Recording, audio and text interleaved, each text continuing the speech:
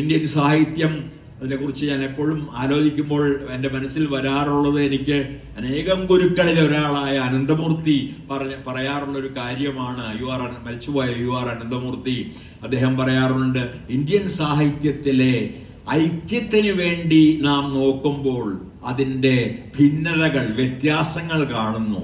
Indian സാഹിത്യത്തിന്റെ വ്യത്യാസങ്ങൾക്ക് വേണ്ടി നാം നോക്കുമ്പോൾ അതിൻ്റെ ഐക്യവും നാം കാണുന്നു. ഇതിലും ഭംഗിയായി, ഇതിലും ദ്വന്ദ്വാത്മകമായി ആ ആശയം പ്രകടിപ്പിക്കാൻ കഴിയും എന്ന് തോന്നുന്നില്ല. ഇത് ഇന്ത്യൻ സാഹിത്യത്തെക്കുറിച്ച് മാത്രമുള്ള ഒരു പ്രസ്താവമല്ല, ഒരുപക്ഷെ ഇന്ത്യയെക്കുറിച്ച് തന്നെയുള്ള ഒരു പ്രസ്താവമാണ്.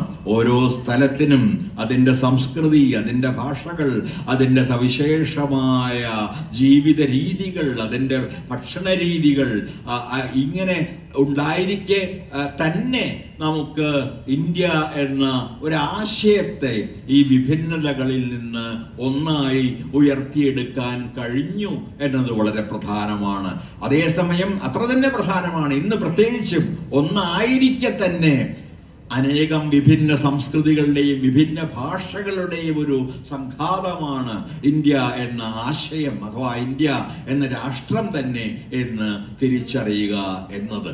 ഫെഡറലിസം തകർന്നുകൊണ്ടിരിക്കുന്ന, ഭരണഘടന ഓരോ നിമിഷവും ചോദ്യം ചെയ്യപ്പെട്ടുകൊണ്ടിരിക്കുന്ന, മതേതരത്വം ഉൾപ്പെടെയുള്ള നമ്മുടെ ജീവിത തത്വങ്ങൾ മുഴുവൻ തന്നെ ശിഥിലീകരണത്തെ അഭിമുഖീകരിക്കുന്ന ഇത്തരമൊരു സന്ദർഭത്തിൽ എന്തുകൊണ്ട് ഇന്ത്യയിലെ വൈഭിന്യത്തെ, അല്ലെങ്കിൽ നാം സാധാരണ പറയുന്നത് പോലെ ബഹുസ്വരതയെ നിലനിർത്തേണ്ടതുണ്ട് എന്ന ചോദ്യം നാം വീണ്ടും വീണ്ടും സ്വയം ഉന്നയിക്കുകയും മറ്റുള്ളവർക്ക് മുന്നിൽ ഉന്നയിക്കുകയും വേണം.